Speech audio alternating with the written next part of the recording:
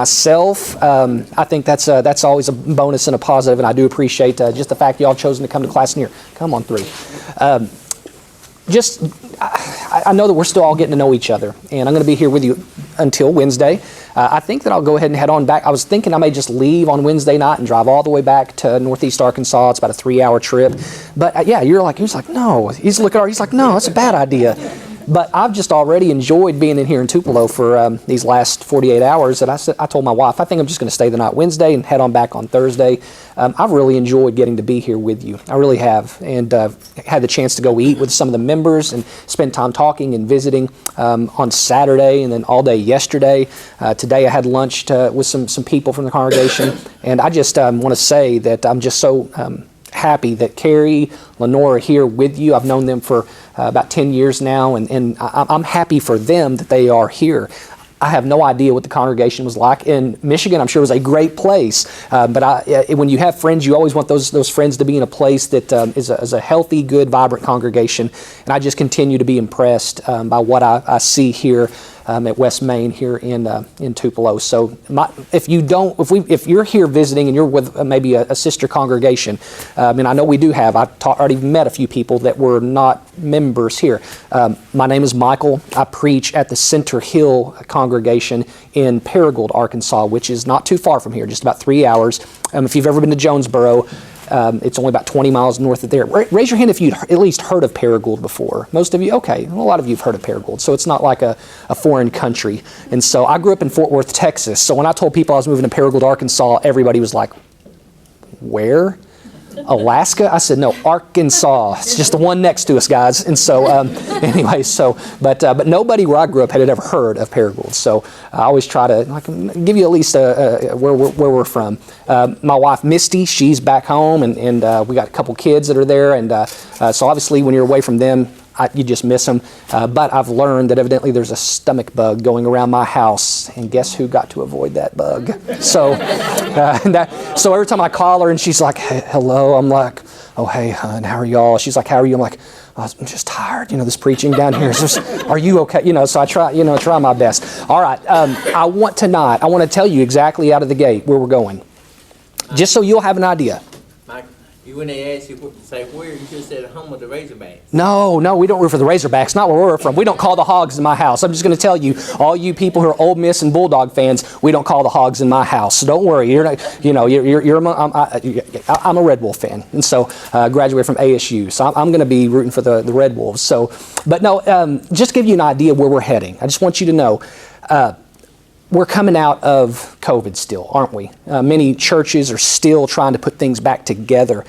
And I have friends, thankfully, not just in Northeast Arkansas. I've got them all over, especially in the South, and talked to different ministers about the congregations they're a part of and how are things going. And some congregations seem to be doing very well. They've just picked up right where they were and have not missed a beat. But most churches have seen some things kind of change and alter, if you will. Nothing about their doctrine or theology has been altered, but just the makeup of the room sometimes does not look like it did prior to March of 2020. I believe it was March the 15th of 2020, that was the last Sunday that we met at the Center Hill congregation, and where I preach at. And so on that date, March the 15th, I believe we had 483 in attendance. And then the next time we met, 11 weeks later, we had 125 that showed up for worship that day. That's quite a difference, isn't it? And then we just kind of slowly built back. It was 150, 190, and it just kept moving. We thought we were going in a really good direction, and we got right back above 400 in October, exactly a year ago. And then the minister got sick with this virus. And that Sunday that I was there last, we had like 400 in attendance. Well, the very next week, we were down to like under 200 again. Everybody heard Michael's sick. And if Michael can get it, we all can get it. And so once again, just the process of trying to build back and just number one, get healthy. That was a challenge for me. I was not one of those that just had the sniffles and I was back at it. It was about a 3-month process of really getting back to feeling well again.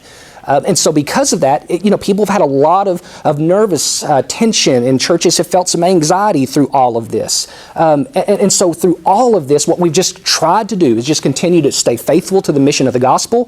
What we've tried to do is continue to love each other. And what we've tried to do is just continue to look out for the lost. And so we're trying to still meet all those needs. So even though things have changed, nothing's changed. We're still staying the course, but we're just trying to move forward, going through really unprecedented times. There's nothing in any of our history, in the lives that we have lived, that can compare to what we experienced in 2020. So this was new for all of us. So when we heard people having different opinions about what they thought we should do at church, and did that happen here too? Did people have different opinions about what should be happening, or was that just exclusive to our area? I didn't think so. I'm pretty sure it's everywhere. You have people that, this is how we should approach it, this is how we should approach it, this is what we... Simply put, every person I talked to, I did not dismiss any opinion, because there was an element to every opinion that I heard, for the most part, that I thought, I'm not completely there, but I can see why they feel that way, because we've never gone through this before. So I could see why somebody would feel or think this particular thing. So we just tried to work together. Now you're like, what does this have to do with the book of Nehemiah? I'm glad you asked that question. Because Nehemiah, little backstory, it's a nation that is divided. God's people were divided. A lot of political turmoil had helped cause that. Rebellion had caused it. Idolatry had caused it. And a failure to honor the Sabbath. We talked about rest and Sabbath on Saturday night. Isn't it interesting? I didn't even thought about it until I was kind of getting things right back in order. When God sends His children into captivity, He does so in part. He says, you have failed to honor the Sabbath. Now, they had missed honoring the Sabbath for 490 years. Let me ask you this, guys. If you had gotten away with something for 490 years, don't you think that He ain't on to us? But God wanted them to give the land a rest. Why? God said, you are destroying the land. If God had not sent Israel and Judah into captivity, they would have destroyed that portion of the land. So God said, I've got to get you out of here, because you have absolutely decimated the land to where nothing can grow or live or thrive. So God sends them into captivity. It's near the historic end of your Old Testament. Look and see what happens, because the 10 tribes, the tribes of Israel, had fallen to Assyria. And then you see King Sennacherib come, and he's ready to destroy the last 2 tribes, Judah. And it's about this time that the prophet Habakkuk, he says, God, how much longer are you going to let us do what we're doing? Look at how wicked we are. Look at how sinful we are. Do something. And God says, I'm about to. And Habakkuk says, that sounds great. What are you going to do? God says, I'm sending the Babylonians to destroy you. Habakkuk says, you're not going to do it. You're too holy. You're too pure. We're bad. We're evil. They're far more evil than us. And there's no way you would use the wicked to discipline your righteous children. God said, go ahead and write it down on stone tablets. It's going to happen. Now, when you think stone tablets, what do you think of? Commandments. God said, this is etched in stone. Nothing's changing this. He says, go to the watchtower, Habakkuk. And Habakkuk does. You can read Habakkuk's book. He goes to the watchtower. And before he can even see them, he can hear them. He hears the army coming. And Habakkuk says these words, rottenness has entered into my bones, and I can no longer even stand. God sends the Babylonians to come, and they do sack the children of Judah. So you have Assyria, who's the original captors. So they fall into the hands of the Assyrians, and then eventually the children of Israel fall into the hands of the Babylonians, and finally they fall into the hands of the Persians. So they get kind of passed around. They're exiles, and so they no longer live in Jerusalem. Now they're living in Persia. And when all of this happens, the children of Israel are decimated. They don't know what to do. And it's about that time after how many years? Does anyone know how long they were in captivity? I know you know. 70. That's right. 70 years. No, add a zero onto this, but you get it. 7 plus a 0. They're in there for 70 years. And after that 70 years, God says, it's time to go home. And so you see Zerubbabel go back to Jerusalem. He's like, all right, let's go. We're going to start something. We're going to go back and rebuild the temple. We're going to rebuild the altar. That's where we're going. And a group goes. But guess how many go? Only about 40,000. Everybody else, all the children of God living there in Persia and in Babylon, they're like, we kind of like it here. It's nice here. I know it's not the promised land, but we like it. Do we really have to leave? Can't we just stay, God? And so Zerubbabel goes back. They start this reform. They try their best, but things kind of fall on the wayside. He has help from Ezra, and you know who Ezra is. And so Ezra's doing his part to reinstitute the law to those people who go back. They call it a remnant, if you will. It's those that remained. They send these people back to Jerusalem to try to put things back together after everything they had lost had been taken from them. Once again, why does this have anything to do with Nehemiah and our situation? Because we are trying to rebuild and to reclaim those things that are so true to us within the church. We're trying to rebuild, and we're trying to get things back in order. We're trying to encourage others to come and join us and be a part of the work of the church. In the same way, the children of Israel, they're moving back in slow waves. And they have leadership that's trying to show them that we just can't sit around. There's too much at stake. God needs to be glorified. God needs to be worshiped. The people need to come back together. We don't need to be divided and scattered. We don't need to be isolated. We don't need to be quarantined. We need to be with one another. And so they're like, let's get back and let's do the things that we know we should be doing. That's why I believe this book is so relevant. Because that's where you are with Nehemiah. Look with me. We're going to do some hard work. And I'm going to keep an eye on this clock. My plan with you tonight is to get through Nehemiah chapter 1 and 2. Now, I know you're thinking, oh, Michael, can we do this? I promise you. I mean, we can make this, okay? And this is going to really kind of set the stage, because what we're looking at is kingdom work. What this is about is seeing the mindset of the people and us asking the question, what can we learn from them? What can we learn from people like Nehemiah? And the people that he's going to encounter here in these first 2 chapters. What about their mindset maybe are we doing or not doing? What is it about them that we can learn some things for ourselves? So let's just look real quickly. It says the words of Nehemiah, son of Hakaliah. Now it happened in the month of Kislev in the 20th year as I was in Susa, the citadel. Now this is significant. I know that those words really don't mean a lot to us, but this is not a made-up fairy tale. This is historic data that has been set in stone now forever. We actually have the date, the month, who was in charge, where they were. This is important because this is really saying this is a real thing that's taking place.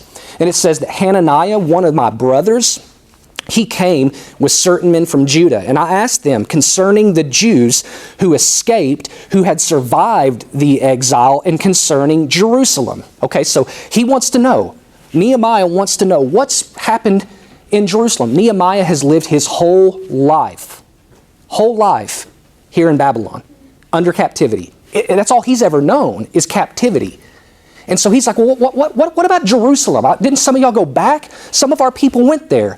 Can anybody send me an email, a text message? What is going on? Well, his brother shows up, and he's going to tell him. Verse 3, and they said to me, the remnant there in the province who had survived the great exile is in great trouble and shame. The wall of Jerusalem is broken down. Its gates are destroyed by fire.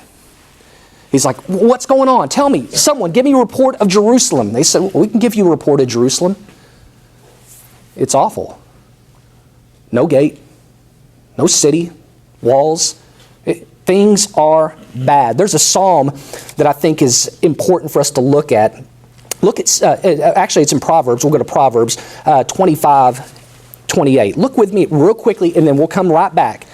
But in Proverbs 25, verse 28, a man without self-control is like a city broken into and left without walls. Now, on a very personal level here, let's just try to, he says, okay, I looked at Jerusalem, the city walls have been destroyed. Well, this proverb here says that a man without self-control is like a city which has been broken into and left without walls. Imagine a city without a police force. Would that be the kind of city you're going to go move your family to and get things started? Like, yeah, let's go to a city that does not have any kind of law enforcement or help. No, why? You need protection. A city wall, that is what protected you in their day and time. He says Jerusalem has no city wall. We are a city without any kind of protection. Any enemy could come in here at any moment. And the best I can tell from the Bible and its history, did people try to attack Jerusalem and the Israelites often? Yeah. And he's like, we've got nothing to protect us with. We've got nothing. Now you think about this, an individual without walls, without boundaries, without an understanding of who he or she is, a self-awareness, if you will. That can be a dangerous individual. That's somebody who is prone to the attack from the enemy, prone to wander and drift, like we talked about a little bit in Sunday morning's Bible class. You know, my heart is prone to wander. So let's continue on over in Nehemiah, back over there. I just wanted to point that proverb out to you together. But back at Nehemiah, he says here that the wall of Jerusalem is broken down, its gates are destroyed by fire. As soon as I heard these words, I sat down and I wept and mourned for days. And I continued fasting and praying before the God of heaven. So Nehemiah, he hears about the condition. He weeps, he fasts, and he prays. And I said, O Lord God of heaven, the great and awesome God who keeps covenant and steadfast love with those who love him and keep his commandments. Let your ear be attentive and your eyes open to hear the prayer of your servant that I now pray before you day and night for the people of Israel, your servants, confessing the sin of the people which we have sinned against you. Even I and my father's house have sinned. We've acted very corruptly against you, not kept the commandments and the statutes and the rules you commanded your servant Moses. Remember the word that your commandment and servant Moses saying, if you are unfaithful, I will scatter you among the peoples. But if you return to me and keep my commandments and do them, though your outcasts are in uttermost parts of heaven, from there I will gather them and bring them to the place that I have chosen to make my name dwell there. So think about this for a moment. I love this because Nehemiah is going to step into a place of leadership, and he's really not among the people of Israel. He's not what you would call a leader. But however, he's just simply going to step into this place of leadership. You notice what he did? He took responsibility for sin. He said, God, we collectively, we turned our backs on you. He says, but I'm not even going to just make it about the people. Even me and my family, my father's house, we've acted disobediently. That's the great thing about a leader. They step up and they take responsibility. They don't do this at others. They just simply look and say, what about me?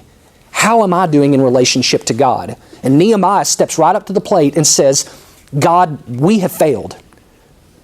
But you promised, God, that if we were disobedient, we would be scattered. Promises come true. But you also said if we will return to you, that you would bring us back to the land that you wanted us to be in. So he says, you can tell Nehemiah's thinking there's some hope here. So continuing on, verse 10, they are your servants and your people whom you have redeemed by your great power and by your strong hand. O Lord, let your ear be attentive to the prayer of your servant and to the prayer of your servants who delight and fear your name.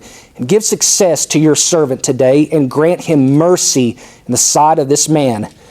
Now I was cupbearer to the king. Now you're learning about who Nehemiah is. You're like, okay, because you might be wondering this whole time, okay, well, who is this Nehemiah guy? He says, well, I was the cupbearer to the king. The king had a lot of servants in his court, as you could imagine. None more important than the cupbearer. Usually the cupbearer was not from within that nation. It was a foreigner, someone who had been taken captive, an alien, if you will. And so because he is an Israelite, he somehow gets this job of being the cupbearer and serving in the king's court. And you're thinking to yourself, you know what, self? That doesn't sound like a bad idea at all. I think that would be great to work for the king. unless you know what the cupbearer's job is. It is your job as the cupbearer to taste the food, drink the wine that is presented before the king. Not because they want you to be like a food critic and say, oh, king, this succulent lobster dipped in its butter sauce is delicious and will... No. It's your job to taste the food and test the wine for this reason. One of the easiest ways to get rid of a king. It's not through assassination, like in war. It's just poison him. You just poison the guy. And so it's your job to go, okay, cut into this piece of meat. And while you're eating, everybody's doing right now what you're doing to me. You're just staring at me. And I'm eating, and you're just staring. About 5 minutes later, it's like, okay, he's not dead. Everybody eat. And the same thing. You get that cup of wine, and you take that, you drink that, and say, everybody's looking at him, say, okay. He's like, all right, I can still see. I haven't fallen dead. Everybody, it's not, and so the king would then would start to partake. He is the cupbearer to the king. He is sitting there every day in the king's court, testing the food and drinks brought before him. That's his job. And I have a feeling that a lot of cupbearers, that wasn't like a career you had for 35 years. That was one of those, it's like probably each king had a lot of different cupbearers. So continue on with me. In the month of Nisan, in the 20th year, King Artaxerxes, when wine was before him, I took up the wine and gave it to the king. He's doing his job. Now I had not been sad in his presence. If you are a foreigner in the presence of a king, they want to see some gratitude that we're just letting you be in this palace. He said, I'd never been sad in front of the king before. Because when you're the cupbearer and you walk in sad, what do you think the king is thinking? Something's up. What's wrong here? Verse 2, and the king said to me, why is your face sad, seeing you're not sick? This is nothing but sadness of heart. Then I was very much afraid. So he's like, okay, the king can see that I'm shaken. He says, I'm afraid. Verse 3, then I said to the king, let the king live forever. I think that's his way of also saying, don't worry, you won't die when eating this food and drinking this wine. Let the king live forever. But why should my face, or why should not my face be sad, when the city, the place of my father's graves, lies in ruins, and its gates have been destroyed by fire? Then the king said to me, what are you requesting? So I prayed to the God of heaven. So in this moment, Nehemiah, he's doing his job, but he's doing it with a sad face. King says, this is sadness of heart. What's wrong? He said, I can't be happy. Jerusalem, it still lies in ruins. Gates destroyed. City walls destroyed. There's no reason for me to be happy. And the king says, I sense a request coming. I love this because this story, Ezra and Nehemiah, actually in the Old Testament, in the Hebrew, it's actually one book. We separate them. Ezra and Nehemiah are one book. I say that because in both of these books, you see God using pagan kings to his advantage. There's a real lesson there for us. Okay, I think that sometimes we feel like only a certain person can be used by God in office, or a certain party can only be used by God in office. We see often in the Bible where God just uses anybody that was in a position of authority. But here's more important than who's in that position of authority. It's that the servants, it's that those who are residents of that particular nation or country, that they were willing to be used by God first. And so Nehemiah is putting himself out there. And you see God step into action and say, hey, let's use Artaxerxes to help get this plan accomplished. And so he says, so what do you want me to do? And instead of him saying, okay, here's what I want you to do, king, he went and sat down and just prayed. I love this, guys. We wonder, how's God going to continue to lead us through this whole pandemic?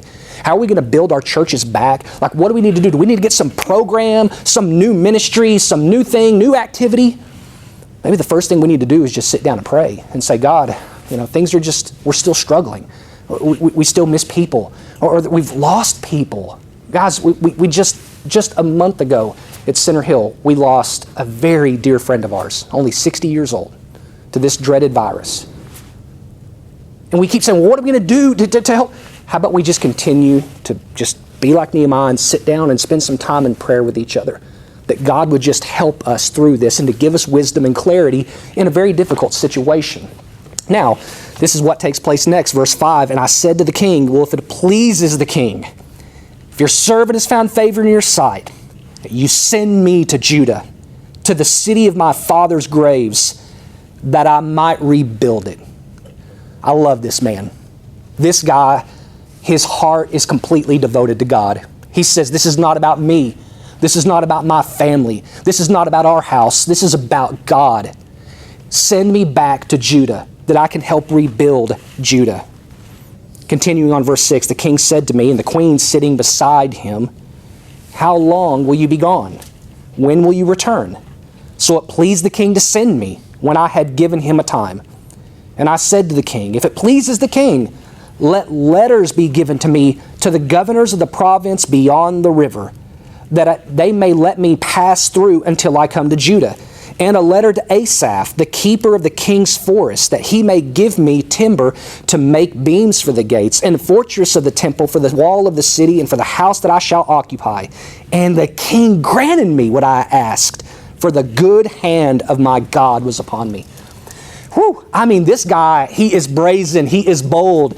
I would have just said, hey, can I just let me go? Nehemiah says, how about you send letters to all the governors that I'm going to pass through their province, because I want the king's stamp of approval on this project. If I pass through with your letter, king, they're not going to mess with me, because in this day and time, you're passing through another place, you're in trouble. He says, so send me some letters. I'm sure the king was like, I can do that. No problem, I can do that. And then he also says, and then while we're at it, one more thing? How about a letter to Asaph? He's the guy that runs the timber. He's down at the lumber yard, because I need lumber. I need supplies. I mean, he is our Ace Hardware of Babylon, right? So I need to go to Ace. Could you pick the ticket up for me? The king says, okay. He says, the king, he granted me what I asked for. He says, and here's why. It wasn't because Nehemiah was a smooth talker. It wasn't because he was charismatic. It's because God's hand was upon me. Continuing on, then I came to the governors of the province beyond the river, gave them the king's letters. Now the king had sent me with officers of the army and horsemen. So the king's like, hey, I won't just give you letters and supplies. I'll give you some of my people. How about that? Does that work too? So he's got people that are going to help him. But when Sanballat, the Horonite, Tobiah, the Ammonite, let me say that again. But when Sanballat the Horonite and Tobiah the Ammonite servant heard this, it displeased them greatly that someone had come to seek the welfare of the people of Israel. These names are going to come up again. They'll be tomorrow night's lesson. Remember these names right now. So I went to Jerusalem for 3 days. Then I arose in the night, and a few men with me, and I told no one of what my God had put into my heart to do for Jerusalem. There was no animal with me, but the one on which I rode. And I went out by night by the valley of the gate to the dragon spring and to the dung gate. I have a feeling that's not a real popular place to hang out, the dung gate. I kind of get a sense of what it was used for. And so he's like, so we went to the valley gate, to the dragon spring, and to the dung gate, and I inspected the walls of Jerusalem that were broken down, and its gates that had been destroyed by fire. Then I went on to the fountain gate, to the king's pool, but there was no room for the animal that was under me to pass. Then I went up into the night by the valley and inspected the wall, and I turned back and entered by the valley gate, and so returned. And the officials did not know where I had gone or what I was doing. And I had not yet told the Jews, the priests, the nobles, and the officials, and the rest who were to do the work. So let's just examine this for a second. He gets to Jerusalem. He didn't get there completely without problem. Sanballat and Tobiah see him coming. Now, they are not Israelites. These are men of other surrounding nations. And this will come into play tomorrow night, like we said. And when they start to come through, it's like, we're going to keep our eye on you. Nehemiah's like, you do whatever you think you need to do. I've got letters, so move out of my way. He gets to Jerusalem, and when he does, this guy's got a plan. And let me say this is good. Okay, Nehemiah, he's leading with his faith and his heart. But never underestimate the value of a good plan. Never underestimate the value of a good plan. He gets to town and he goes out at night and he starts to examine the wall. He's looking for the places maybe that are weaker than others. He's looking to see how things are at different sections. I mean, I just see him almost like an engineer. I see him like just one of these architects, and he's just making, just drawing stuff, planning stuff. I can just see him trying in his mind to say, okay, what do we need to do? Let's not just show up and say, okay, let's figure it out. And it's been my experience in church work that sometimes when churches just kind of throw something together and say, let's just see how this works, usually it doesn't work too well. I don't think the Holy Spirit is that unorganized. You know what I'm saying? I think that it's good to sit down and say, okay, let's get a plan together. Yes, God gave us faith, but He also gave us a brain. And He wants us to use that too. Nehemiah says we got to sit down and start to work out some details because we got a lot of work ahead of us. And we can't just tell people, bring your shovel to the wall day. We're going to have a really good time. We're going to get our shovels out. Now, they are going to, but they did so first by planning and examining what they needed to do. Okay, let's continue on. You probably had places Home Depot ordered it. There you go, Home Depot. Yeah. So yes, he was already making his plans on, okay, we need to call Home Depot. And do you moonlight there or something? So anyway, so yeah, maybe Home Depot is in on this, maybe not just Ace. Okay, we want to help all people here. We have an elder that he owns about 5 or 6 Sonics, America's favorite drive-in. And one time during a lesson, I made a reference about something about McDonald's, and he called out to me in the middle of the lesson. He goes, I think that you meant Sonic. so yeah, we want to represent all the brethren. And verse 17, then I said to them, you see the trouble we're in. This is now he's gathering the people. Okay, enough about gathering supplies and gathering letters. Now it's time to get together with his people. He says, you see the trouble we're in, how Jerusalem lies in ruins with its gates burned. Come, let us build the wall of Jerusalem, that we may no longer suffer derision. And I told them of the hand, my God, that had been upon me for good. Also the words the king had spoken to me. And when they heard this is great, the people, they said, let us rise up and build. Nehemiah says, folks, we've got the support of God. We've got the support of the king.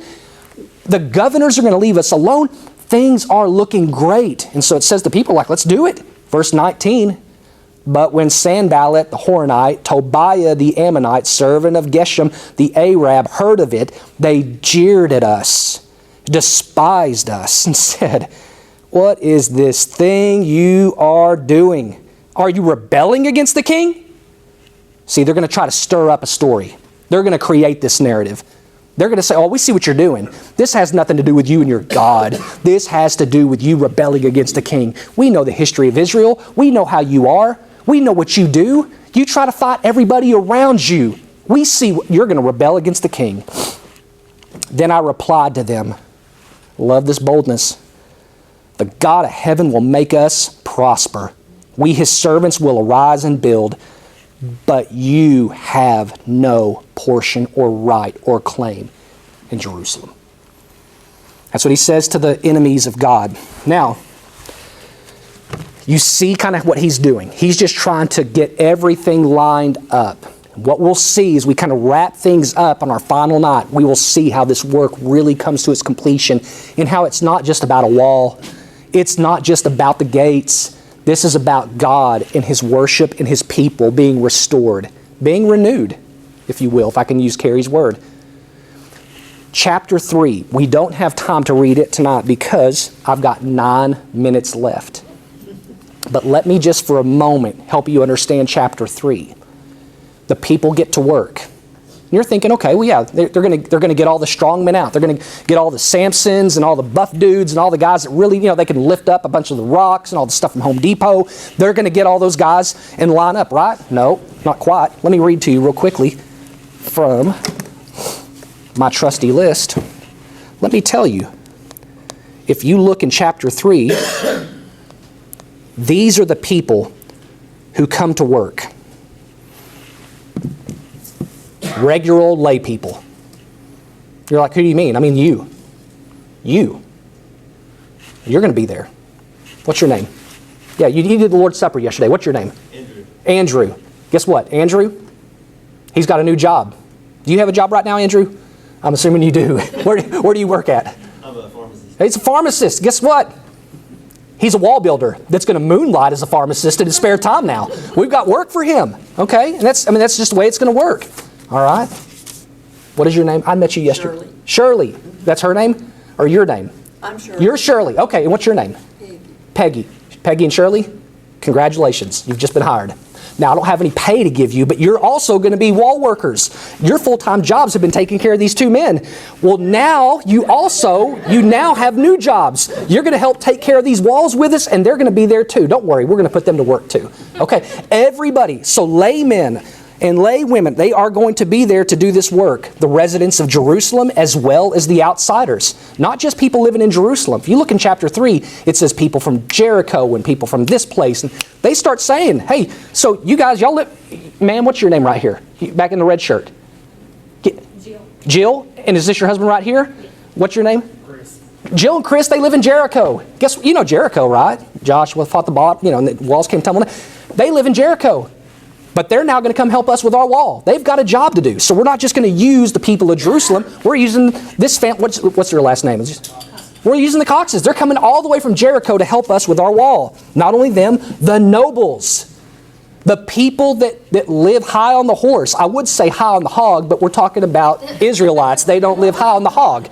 So you're going to have these people coming. The nobles will be there. And you're also going to have family groups. It says that there were sons and daughters. This is not get all the guys. Oh, no. We are equal opportunists. We all are going to do work here. We have jobs for the men and our ladies. They will all be working on this wall. Various occupations. We already have a pharmacist on the wall, but guess what? We've got other people now. If you look at chapter 3, perfumers. Yep. Anybody know any perfumers in here? I'm not saying do you wear perfume. Do you know anybody who makes perfume? It says in chapter 3 that the perfumers were called. Guess what? Put down the Acqua di Gio, Ralph Lauren. You know, what do women wear? I want to know what I wear. My wife wears something. Something Hurley? Is there a Hurley? No? I'm way off. Whatever your perfume is, you have to put that aside for a little bit. Not just the perfumers. Also, there's going to be goldsmiths. So people who work in the jewelry world. People who work in the clothing world. People who are putting together dresses and garments. Guess what? You're all going to be working with us. When you look at chapter 3, and this is, I think, if we can drill this home tonight in closing, you're wondering, how are we going to get back to what was considered normal? Who knows, maybe what was normal might not have been actually what was the absolute best for us. So I'm not saying we have to go all the way back to the way things were. But if we're going to get things heading back in a positive direction, it's not going to take the work of Kerry Williams and Doug Greenway. It's not going to be Chuck. Oh, they're going to do their part. But it's going to take everybody saying, where's my shovel? Yeah, I'm a perfumer. But there's work to do in the house of God. And I'm not going to leave it up just to this man and his family or those elders and their families. We're here to help support this work. See, Nehemiah leads the way. The nobles and the elders, they get right behind him. But every single person in Jerusalem picks up a shovel and then picks up a sword. As you'll see tomorrow night, they need them both. They don't need just one. They need a shovel in one hand and a sword in the next. And they get to work. Everybody took part in the work to help rebuild. That is what's going to help lead not just this congregation, but Center Hill, the congregation. What was the name of the congregation? Mayfield or Mayfield? Mayfield. I don't know anything about Mayfield other than they're just right where we are, trying to get moving again. And how is it going to happen? People devoted to the cause of God, all willing to lift a shovel and get to work. That's my encouragement for all of us, that we'd go home tonight and be thinking about, how can I be engaged in the work of this congregation? So I say this in closing, because I know that on a night like this, where it's a Monday night and it's almost 8 o'clock, you've come here. I have no doubt that you're hard workers in this church already. This is not slapping hands. No, this is just an encouragement that we need to stay the course, I guess you might say. And so also be thinking about those brothers and sisters that we can call and reach out to and say, listen, we don't just miss your presence here on Sunday mornings. We miss your presence every day of our lives. That's what I love about the first century Christians. The Bible says they met together daily, breaking bread in one another's homes. We're still trying to find families as well. Families that have once been with us that maybe aren't now. Maybe you're in that same boat. And so what we need to do is keep staying the course, believing that God has a mission for us to be a part of. Tomorrow night, we're going to look at the challenges and the obstacles that got in their way, that at any moment they could have said, it ain't worth it. Let's just go back to Babylon. It was easier there. They had some obstacles, some from the outside and some obstacles from the inside. And we're going to see what those look like, and we're going to see how they overcame those. All right, we're going to have a prayer, and we're going to get on out of here. Our holy God, I'm thankful for this group of people and their willingness to come tonight and study from your word. God, I just pray that your word is just what burns within us. It's like a fire. I pray, God, that we're hungry for your word, to go back and examine your scriptures and to see what examples have been set for us. God, I'm so thankful for every man, woman, and child that is here tonight, for their desire to want to serve you and to grow. I pray for all those who are watching with us online as well. I pray, God, that you would just continue to work through their lives too. Father, we've all been through so much. And Father, we've been all over the map on what we might think or feel or believe. But Father, I pray that any opinions would subside and that we would remember the love we have for one another. And that is the thing that unites us, for what Jesus has done for us. Father, we thank you for this example of Nehemiah and his bravery and his willingness to put the priority of you and your kingdom first. May we all do the same. We love you, and it's through the beautiful name of Jesus we offer this prayer. Amen. All right, guys.